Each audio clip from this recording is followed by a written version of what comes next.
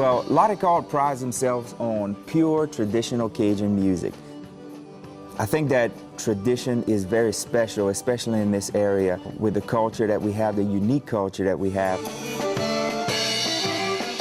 Chris, the drummer, and I co-founded Recolte.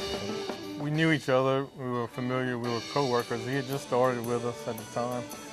And someone told him I played drums, you know. So he came up to me one day and said, "Hey, I heard you play drums." I said, "Yeah, I heard you play accordion. You know? We need to get together and kind of jam."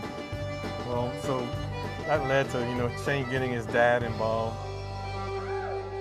We decided that we would stick to traditional Cajun music. Now, of course, when we speak of traditional Cajun music, the sound that we have is sounds from the late 1800s, early 1900s.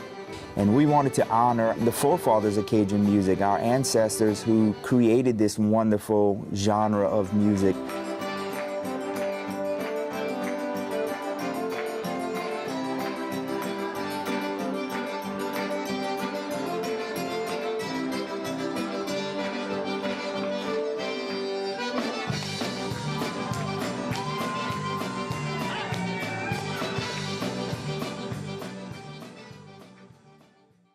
Well, for LJ and Shane, I mean, obviously they're father and son, combination. LJ, I watched Shane grow up, learning to play the accordion, bought his first accordion when Shane was young. And Shane had been around the music his whole life and the language. Shane was really immersed in the culture from where he grew up in Church Point. We got him his first accordion when he was 5 years old, in first grade in school. And he chanked for about 6 months and he couldn't catch it, so he threw it in the closet. A few years later, he grabbed it again, chanked, couldn't get it, threw it back in the closet. One day he broke out that room, he told me, he says, "Daddy, get your guitar, I got one." And since that day, he's been learning and learning until where he's at right now. And if you ask him, he'll tell you he's still learning.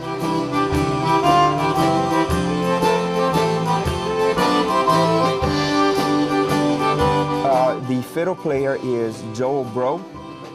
He's our primary fiddle player, but Joel is from a little town called Lauraville, Louisiana, and he plays the fiddle and vocals. And Joel is pretty unique because Joel has such a wonderful voice. His pitch and his Cajun singing reminds me of very old-timey Cajun music. He's got this good, when you listen to Joel's voice, if you close your eyes, and you're from around here, if you close your eyes, you can feel like you're on the back porch somewhere visiting with these old-time Cajun people, and they're playing traditional Cajun music, and some old gentleman is singing at the top of his lungs with as much feeling as he could possibly muster up.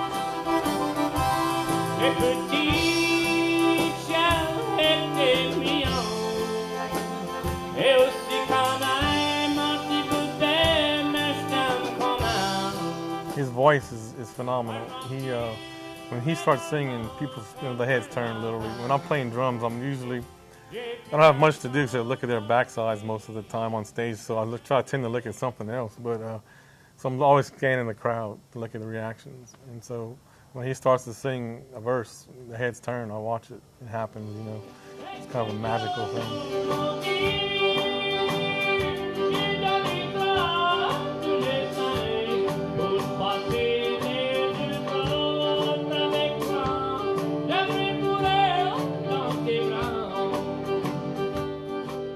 Well, I've known these guys from jams as well. I think we probably met at the Begno house. That's the first time I kind of sat down and played with them, and I guess when people play at jams, they kind of gauge each other's playing, right? That's kind of how I hooked up with them. I think it's through the jams that we knew of each other. I started playing music, I was 6th grade, 5th grade, played saxophone. My grandfather, growing up, he would listen to his uncles playing music. His uncles played music in a band around here that was kind of a big band, small, big band. And eventually when I came along, he just started buying instruments. So he bought me drums, harmonica. He bought a harmonica and I was so young, I didn't even realize it was mine, right? He bought me a drum set that I cut up and turned into a house. I grew up in Lauraville, Louisiana, on the Bayou Teche, south of St. Martinville.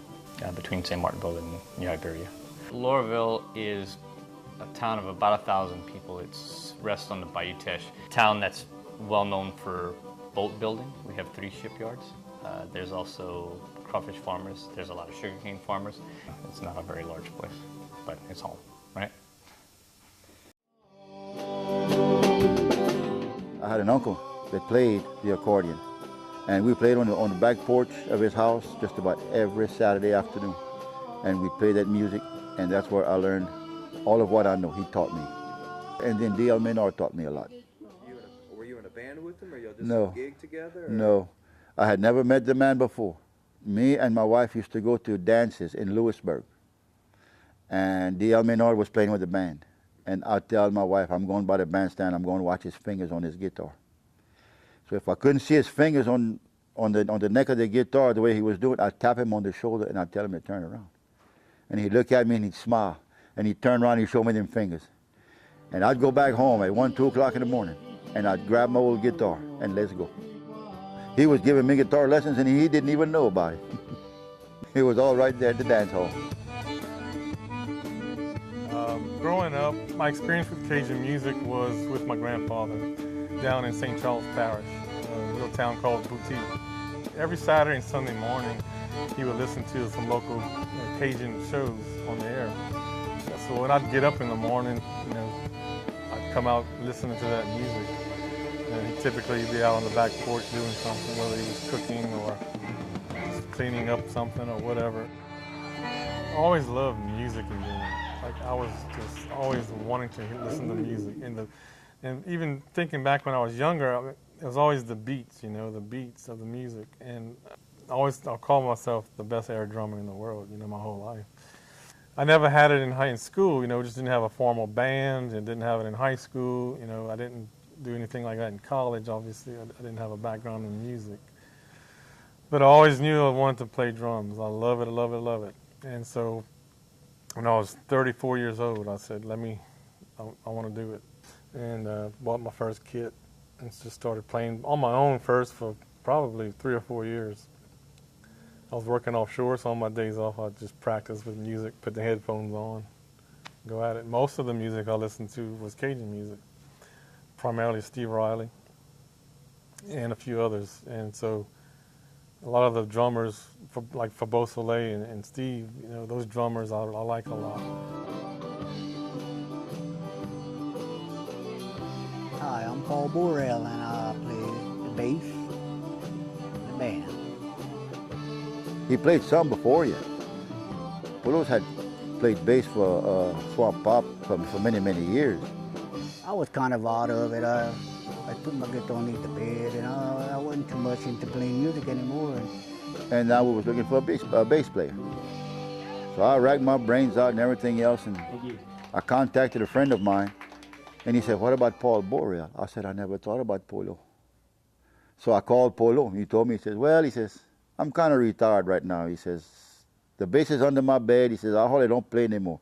And I was kind of out of it. I put my guitar underneath the bed, and I wasn't too much into playing music anymore.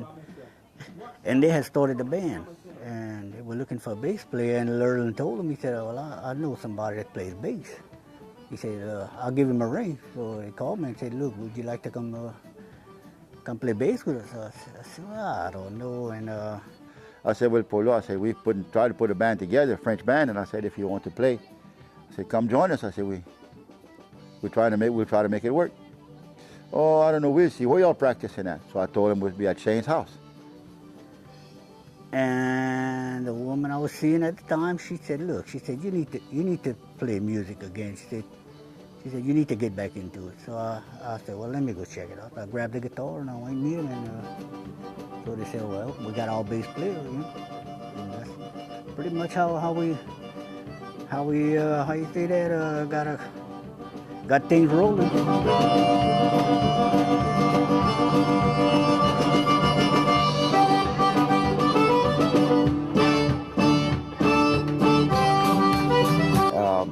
Being from a Cajun background and knowing the Cajun language, I understood that Recolte meant the crop or the harvest, and Recolte would be a farmer.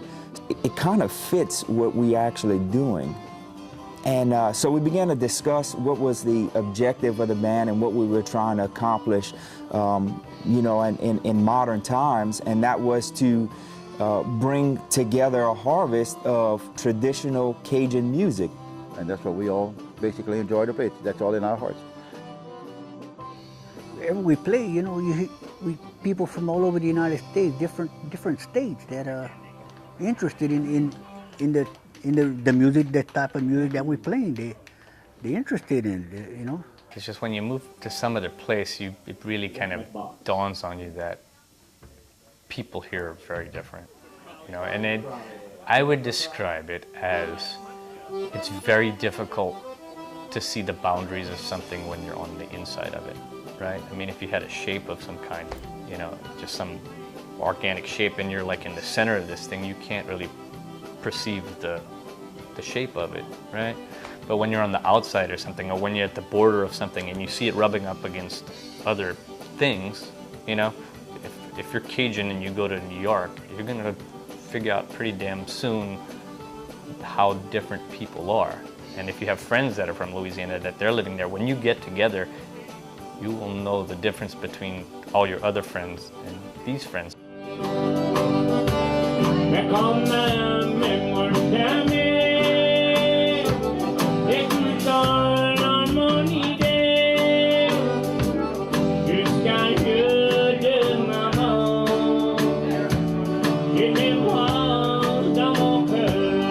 I would tell these people just to listen real close to the music and to feel the music, even though they don't understand the language, to feel the music, because I've been told by some people they don't understand the language, but the music, and they can feel it.